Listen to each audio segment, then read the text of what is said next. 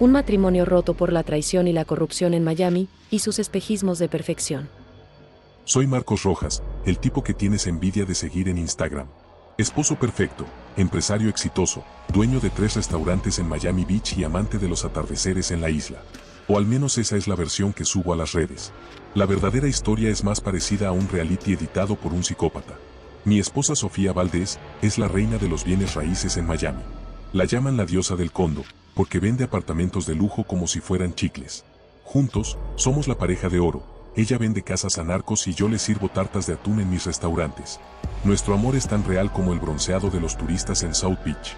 Hoy, por ejemplo, subí una foto nuestra en el puerto. Sofía con su vestido blanco de $3,000, sonriendo como si no hubiera pasado la noche anterior, llorando en el baño porque el mercado está saturado. Yo, con mi sonrisa de niño malo heredada de mi abuelo cubano, abrazándola, como si no me hubiera enterado de que desvió $200,000 de nuestra cuenta conjunta para pagar a un tal Víctor. Pero hey, eso es lo bonito de Miami. Aquí el dinero lava más que el jabón y todos fingimos que no huele a podrido. Todo empezó un martes, día de taco especial en mi restaurante La Ola. Estaba revisando las reservas. Mentira, estaba viendo historias de chicas de OnlyFans en mi oficina, cuando sonó el teléfono. ¿Señor Rojas?, dijo una voz de mujer con acento colombiano. Tengo información sobre su hija. Casi se me cae el cigarrillo electrónico de mango que siempre llevo para parecer healthy. ¿Mi qué?, dije, tratando de no toser. Su hija Isabela. Tiene 5 años. Vive en Hialeah. Colgué. Claro que colgué. Porque Sofía y yo no tenemos hijos. Porque no puedo tener hijos. Porque me operé a los 25 después de que mi ex me acusara de... Bueno, eso es otra historia.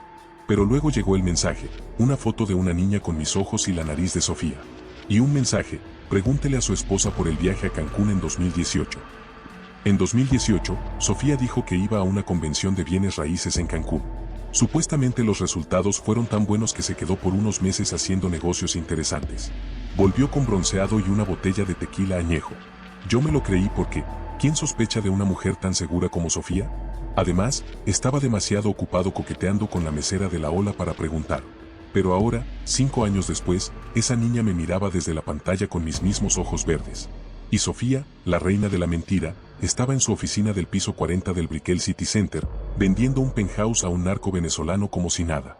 Decidí hacer lo que cualquier marido confundido haría, revisar su iPad.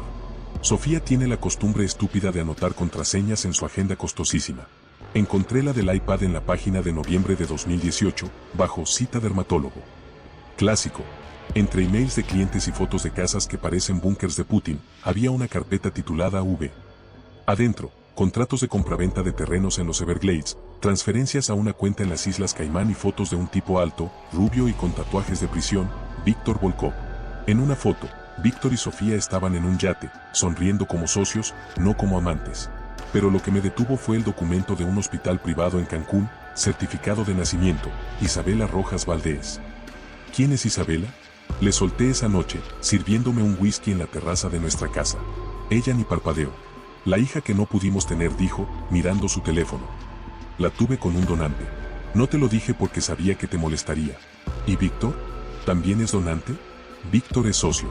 Nada más. ¿Y por qué le pagaste $500,000? Porque invirtió en mi último proyecto. ¿Vas a seguir actuando como un niño celoso o quieres seguir viviendo en esta casa? Me callé. Como siempre.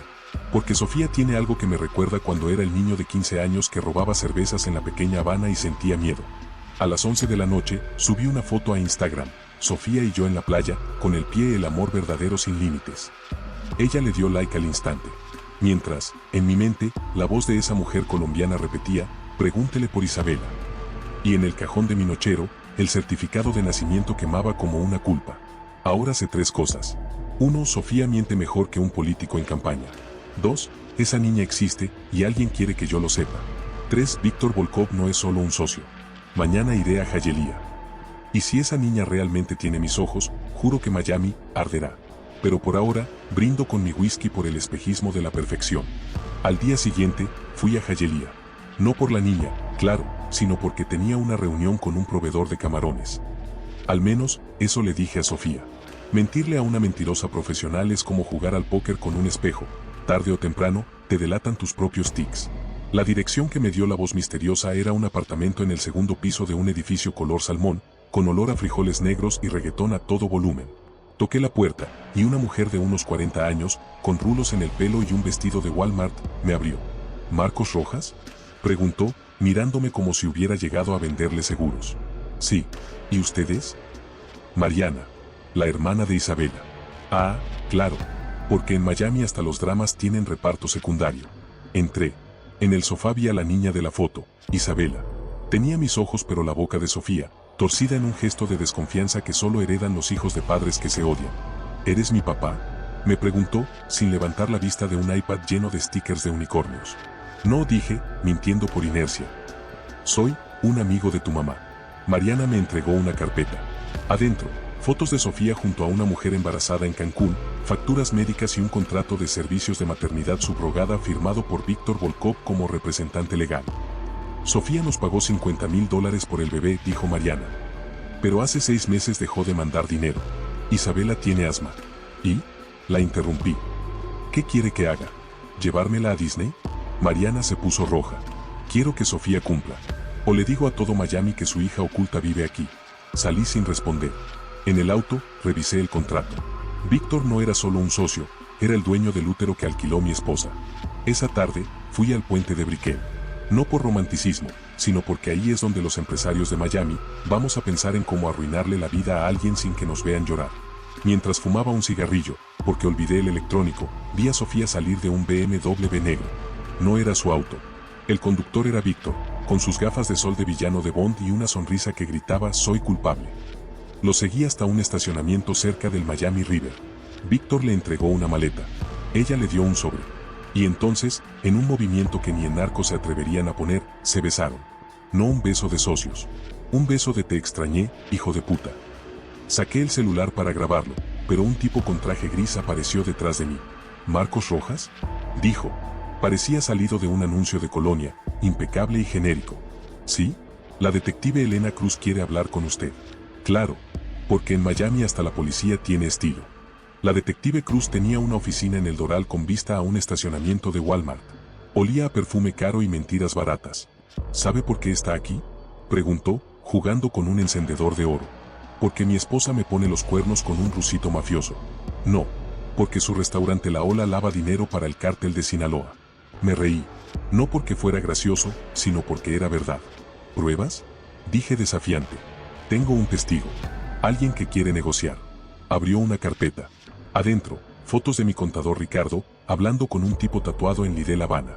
Ricardo está muerto, dijo. Lo encontraron flotando en la bahía esta mañana. El estómago se me hizo un nudo. Ricardo era un idiota. Pero era mi idiota. ¿Qué quiere de mí?, pregunté. Que me diga que sabe de Víctor Volkov y Sofía. Sonreí. Por primera vez en años, tenía algo que alguien más quería. Quiero a mi hija conmigo, dije. Y creo que Sofía la va a esconder.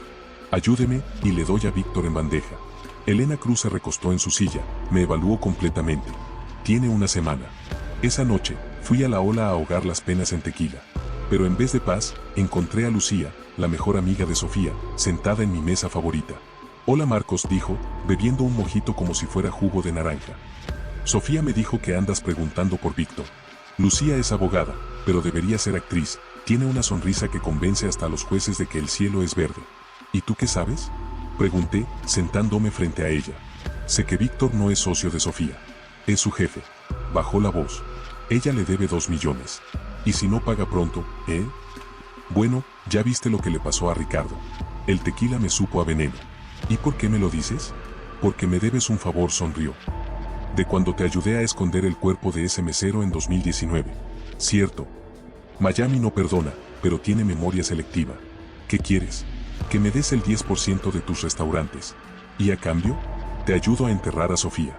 Llegué a casa a las 3 de la mañana. Sofía estaba dormida, o fingiendo estarlo. En el iPad, revisé sus mensajes. Uno de Víctor decía, termina con esto o terminamos contigo. En el baño me miré al espejo. Tenía los ojos inyectados de sangre y una sonrisa de psicópata. Felicitaciones Marcos, murmuré. Ahora eres el idiota de tu propia novela. Sonó el celular. Era Mariana, la hermana de Isabela. ¿Marcos? Alguien estuvo aquí preguntando por la niña. ¿Quién? Una mujer. Rubia, traje negro. Dijo llamarse Elena. Colgué. Sofía roncaba en la habitación. Y yo por primera vez, deseé que ese ronquido fuera su último sonido. Ahora sé 3 cosas. 1. Sofía no solo me engañó, usa a una niña y aún no entiendo por qué. 2. Lucía es una serpiente con tacones, pero necesito su veneno. 3. Elena Cruz no es una policía, es una cazadora. En pocos días iré a ver a Víctor. Y si todo sale bien, quizás Miami tenga un nuevo cadáver que esconder bajo el puente de Brickell. Miami tiene muchas caras, la de los turistas que se queman la piel en South Beach, la de los ejecutivos que se apuran por cerrar un trato en Brickell, y la de los criminales que mueven millones sin que nadie los vea. Víctor Volkov, el supuesto socio ruso de Sofía, era parte de esa última cara. Pero la verdad era que él no existía, o al menos no como ella me había contado. Después de la reunión con la detective Elena Cruz y la charla con Lucía, sabía que tenía que entender quién era realmente Víctor.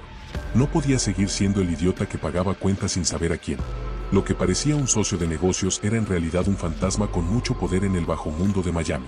Empecé a investigar. Víctor Volkov no era un simple inversionista. Era un nombre que resonaba en los círculos oscuros de la mafia rusa, una organización que había echado raíces profundas en la ciudad.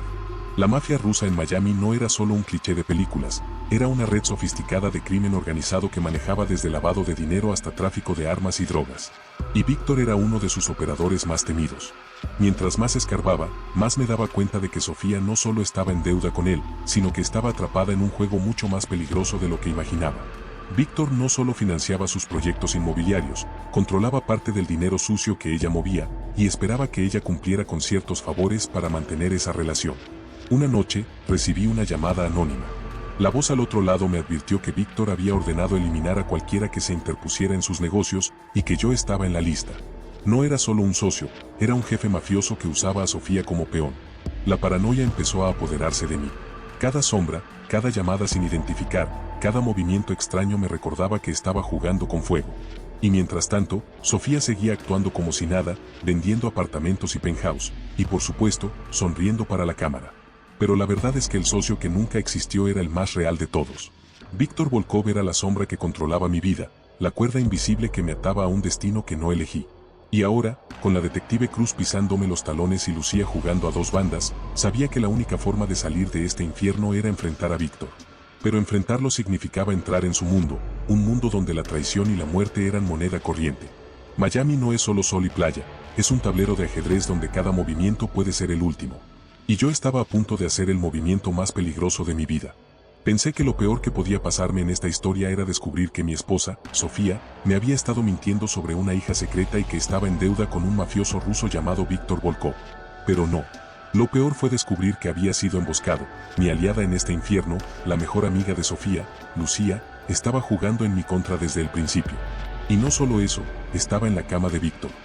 Todo comenzó una noche en La Ola, mi restaurante favorito, el lugar donde intento olvidar que mi vida es un desastre envuelto en trajes caros y mentiras. Lucía apareció como siempre, con esa sonrisa que parece decirse más de lo que te cuento. No era solo la abogada de Sofía, también era la persona que me había ayudado a tapar más de un lío legal. O eso creía. Nos sentamos en la barra y pedí un whisky doble. Ella pidió un mojito, porque a Lucía le gusta aparentar frescura mientras hunde cuchillos en la espalda de quien menos espera. ¿Has pensado en Víctor?, me preguntó como quien habla del clima. El jefe de Sofía.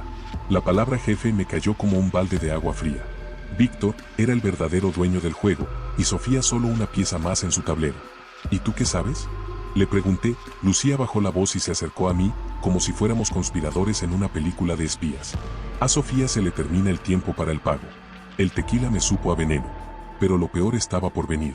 ¿Por qué me dices esto?, pregunté, con el corazón latiendo como si fuera a estallar. Porque ya habíamos hablado de cómo pagarías el favor que me debes, dijo con esa sonrisa que me hizo sentir como un idiota. Mi mente hizo un recorrido rápido, aquella noche oscura, el lío con el mesero que sabía demasiado y cómo Lucía me cubrió sin pestañear. Era un trato con el diablo, pero en ese momento, cualquier cosa que me alejara de Sofía y Víctor parecía tentadora. No todo terminó ahí. Una semana después, mientras revisaba unos documentos en la oficina, recibí un mensaje que me heló la sangre, una foto de Lucía y Víctor besándose en un yate de lujo, con la leyenda "Los verdaderos socios". La mujer que era la pieza para la jugada maestra, estaba en la cama de mi enemigo. No entendí, me sentí desnudo frente a un juego que no entendía. Intenté confrontarla, pero Lucía era más astuta de lo que imaginaba. Me dijo que estaba cansada de ser la sombra de Sofía y que Víctor le ofrecía poder y protección. Que yo era solo un peón en su partida de ajedrez. Mientras tanto, Sofía seguía vendiendo propiedades, sonriendo para las cámaras, ignorando que su mundo se desmoronaba a su alrededor. La paranoia me consumía. Cada llamada, cada mensaje, cada sombra parecía esconder una nueva mentira. Y en medio de ese caos, la detective Elena Cruz seguía presionando, buscando conectar los puntos entre Víctor, Sofía, Lucía y yo. Un día, en una reunión clandestina bajo el puente de Brickell, Víctor me advirtió que dejara de buscar problemas. Lucía estaba a su lado, sonriendo con esa mezcla de desprecio y superioridad que solo alguien que te ha traicionado puede tener. Su beso no solo fue un acto de amor o deseo, fue la sentencia de muerte de cualquier confianza que quedaba entre nosotros. Ahora, atrapado en una red de mentiras, traiciones y negocios sucios, sé que la única forma de sobrevivir es jugar su juego. Pero esta vez, con las reglas escritas por mí. Miami es un campo minado donde cada amigo puede ser un enemigo en potencia y cada beso, una traición mortal. Y yo estoy listo para devolverles el golpe. Esta ciudad tiene una forma curiosa de hacerte sentir que estás en el centro del universo y al mismo tiempo, en el fondo del pozo. Después de descubrir lo que hacía Lucía, y con Sofía jugando su propio juego de sombras, pensé que ya nada podía sorprenderme. Pero entonces apareció el doctor Antonio Gil, mi psicólogo. Y con él, la terapia se convirtió en un arma de doble filo. No me malinterpreten, no soy de los que van corriendo a contar sus problemas a un desconocido. Pero después de noches sin dormir, paranoico y con la mente dando vueltas como un carrusel oxidado, alguien me recomendó a Antonio. Un tipo que sabe escuchar y que puede ayudarte a mantener la cabeza fría, me dijeron. La primera sesión fue incómoda, como cuando te piden que te saques la máscara y te das cuenta de que llevas más tiempo fingiendo de lo que creías. Antonio tenía una mirada penetrante, capaz de leerme como un libro abierto, y eso me puso nervioso. Marcos, ¿qué es lo que más te duele?, me preguntó en su oficina, un lugar con paredes blancas, estanterías llenas de libros y una planta que parecía sobrevivir solo por milagro. Que me hayan mentido todos, respondí sin pensar. Sofía, Lucía, hasta yo mismo. No sé en quién confiar. Antonio asintió, como si entendiera más de lo que decía. Pero lo que no sabía era que yo tenía secretos que ni siquiera él podía imaginar. Con el paso de las sesiones, empecé a abrirme más. Le conté sobre la hija secreta, los negocios turbios, la deuda con Víctor y la traición de Lucía. Antonio escuchaba, tomaba notas y a veces, soltaba una frase que me hacía pensar. Pero entonces un día, la terapia cambió de rumbo. Mientras hablaba de Sofía y Víctor, Antonio sacó su teléfono y empezó a grabar la sesión sin avisarme. Cuando me di cuenta, sentí que el suelo desaparecía bajo mis pies. ¿Qué haces?, pregunté, furioso. Esto puede salvarte o hundirte, Marcos. Tengo grabaciones tuyas confesando cosas que nadie sabe. Si quieres, puedo usarlas para negociar con la policía o con Víctor. O puedo guardarlas, por un precio. Me quedé helado. El tipo que debía ayudarme, ahora me chantajeaba. No me amenaces, le dije, tratando de mantener la calma. Solo te doy opciones. Piénsalo bien, porque sé que estás en una guerra que no puedes ganar solo. Salí de su oficina con el corazón latiendo a 1000 por hora y la cabeza llena de dudas. Antonio no era solo un psicólogo, era un jugador más en este tablero de traiciones y mentiras. Esa noche, mientras miraba el techo de mi apartamento en Brickell, entendí que no podía confiar en nadie. Ni siquiera en quien debía ayudarme a sanar. El chantaje de Antonio era solo otro recordatorio de que en Miami, el poder se mide en secretos y en la capacidad de usarlos contra ti. Y yo estaba quedándome sin cartas. Con su sol abrasador y sus noches interminables, la ciudad esconde secretos que ni el océano puede lavar. Después de todo lo que había pasado, las traiciones, los chantajes y las mentiras, sabía que el juego estaba a punto de cambiar. Pero nunca imaginé que el destino me pondría frente a una tragedia que marcaría el final de todo. Una llamada inesperada lo inició todo. Lucía, mi ex aliada y ahora enemiga, me pidió verme en un café discreto en Wynwood. La voz sonaba nerviosa, casi suplicante. Necesito hablar contigo, Marcos. Esto se salió de control. Cuando llegué, la vi sentada, con el rostro pálido y las manos temblorosas. Me contó que Víctor estaba perdiendo la paciencia. La deuda de Sofía había crecido, y él ya no estaba dispuesto a esperar. Me pidió que te dijera que si no pagas, las cosas se pondrán feas. No hizo falta decir más. Sabía que Víctor no era hombre de palabras suaves. Pero la verdadera bomba llegó cuando Lucía confesó que Víctor planeaba un accidente para deshacerse de mí y quedarse con todo. ¿Qué tipo de accidente?, pregunté, intentando no mostrar miedo. Un sabotaje en tu yate. Quieren que parezca un accidente, pero no lo es. Si no haces algo rápido, perderás todo, y quizás la vida. La noticia me golpeó como un huracán. Mi yate, mi orgullo, mi símbolo de poder y éxito, ahora era una trampa mortal. Pero no podía quedarme de brazos cruzados. Esa noche, revisé cada rincón del yate, buscando cualquier señal de sabotaje. Encontré cables cortados, una bomba de combustible manipulada y un sistema de navegación vulnerado. Alguien había estado allí antes que yo. Decidí actuar rápido. Llamé a un técnico de confianza y juntos desactivamos las trampas. Pero sabía que esto era solo el comienzo. Días después, mientras navegaba por la bahía de Biscayne, un incendio estalló en el motor. El yate comenzó a arder rápidamente. Logré saltar al agua justo a tiempo, pero el fuego consumió todo. Lo peor fue descubrir que Lucía y Víctor estaban a bordo en ese momento. La explosión no fue accidental, fue una ejecución disfrazada.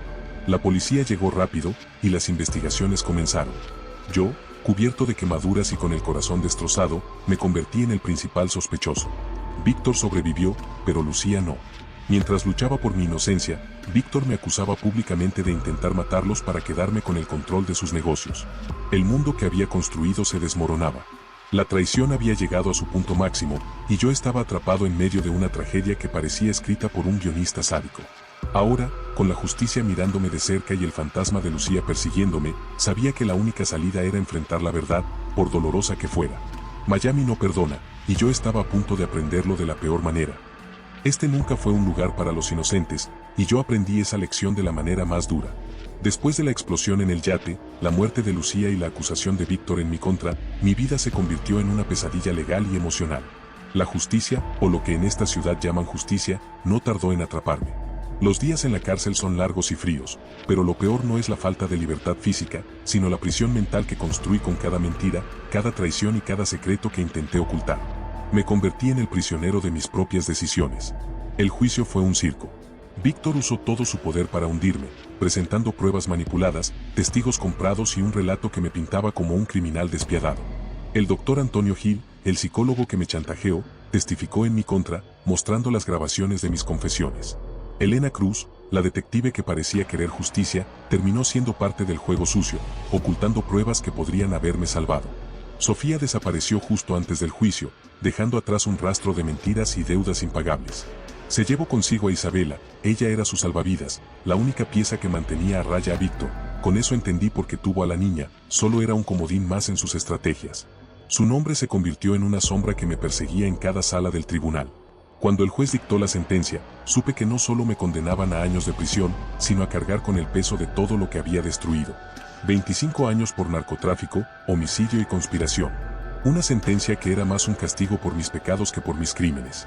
En la celda, mientras las paredes se cerraban a mi alrededor, pensé en Isabela, la niña que nunca pude proteger, en Lucía, la abogada que jugaba para el mejor postor, y en Víctor, el hombre que movía los hilos desde las sombras. Pensé en Sofía, la mujer que amé y odié al mismo tiempo. La cárcel es un lugar donde el tiempo se detiene, pero también donde uno tiene la oportunidad de enfrentarse a sí mismo. Y yo estaba listo para hacerlo. Porque aunque mi mundo se había derrumbado, sabía que la verdad, tarde o temprano, siempre encuentra la manera de salir a la luz. Miami me había dado todo y me lo había quitado en un abrir y cerrar de ojos. Pero esta historia no terminaba aquí. Era solo el comienzo de un nuevo capítulo, uno donde la redención y la venganza podrían ir de la mano. Mientras me sentaba en el frío suelo de mi celda, una cosa estaba clara, la cárcel era el único lugar donde no podría traicionar a nadie más. Y quizás, solo quizás, eso era lo que necesitaba para empezar a ser libre.